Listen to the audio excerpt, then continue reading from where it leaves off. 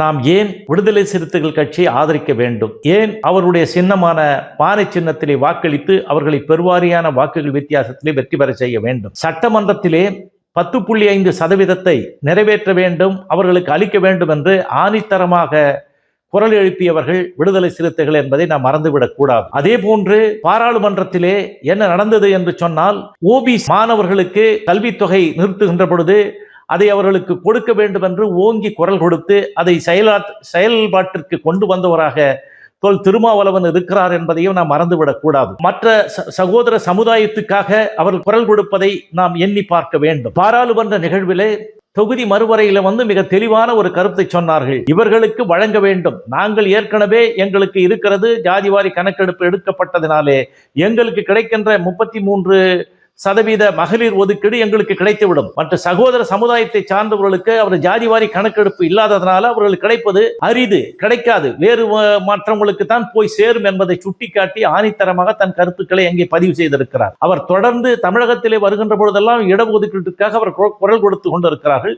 அதோடு அல்லாமல் சமூக நல்லிணக்கத்துக்காக அவர்கள் பாடுபட்டு கொண்டிருக்கிறார்கள். விடுதலை சிறுத்தைகள் கட்சி நமக்கு அந்யோன்யமாக, நமக்கு நெருக்கமாக நல்லிணக்கத்தை போற்றுகின்ற ஒரு கட்சியாக இருக்கிறது. எவ்வளவு சிரமங்களும் இடர்பாடுகளும் வந்த பொழுதும் கூட நமக்கான குரல்களை அவர்கள் யார் என்று சொன்னால், பாதிக்கப்பட்டவர் யார் இருக்கிறார்களோ சமுதாயத்தை எல்லாம் பார்க்காமல் பாதிக்கப்பட்டவனுக்காக இருந்து குரல் கொடுக்கின்ற ஒரு அமைப்பாக, ஒரு இயக்கமாக அதன் தலைவரும் இருக்கிறார். அதில் இருக்கின்ற அத்துணை நிலை பொறுப்பாளர்களும் இருக்கிறார்கள். அடிமட்ட தொண்டர்கள் வரை அதைத்தான் செய்து கொண்டிருக்கிறார்கள். நீங்க வரலாற்றை எல்லாம் புரட்டி பாருங்கள், வரலாற்றை எல்லாம் நீங்கள் சிந்தித்து பார்த்து நாம யாருக்கு வாக்களிக்க வேண்டும். தேர்தலில் இப்ப நடைபெறுகின்ற தேர்தலை விடுதலை சிறுத்தை கட்சியின் சார்பாக போட்டியிடுகின்ற 8 இடங்களிலும் 8 எம்எல்ஏக்களை நாம முன்வந்து, நாம அவர்களுக்காக பாடுபட்டு, நாம வாக்கு சேகரித்து, அவர்கள் வாக்கோடு நம்ம வாக்கு அபரிமிதமான ஒரு வித்தியாசத்திலே அவர்களை வெற்றி அடைய செய்து நாம் சட்டமன்றத்திலே போனால்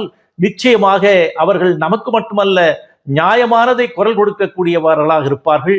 சட்டமன்றத்திலே அவர்கள் எல்லோரும் சங்கநாதமாக முழங்குவார்கள்.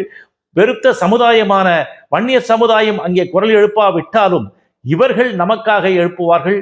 மற்ற எந்த சமுதாயம் பாதிக்கப்பட்டாலும் அவர்களுக்காக குரல் எழுப்புவார்கள். ஆகவே நாம இந்த தேர்தலில் விடுதலை சிறுத்தைகள் எங்கெல்லாம் போட்டியிடுகிறார்களோ விடுதலை சிறுத்தைகள் கட்சியின் சார்பாக அதன் சின்னமான இந்த பாறை சின்னத்திலே நீங்கள் வாக்களிக்க வேண்டும் என்று இருகரக்கம் கூப்பி மீண்டும் ஒருவரை நான் கேட்டுக்கொள்கிறேன். முன்னணி market எக்ஸ்பர்ட்ஸுடன் enrich money investor awareness conclave April 25. டிக்கெட்டை இன்றே புக் செய்யுங்கள்.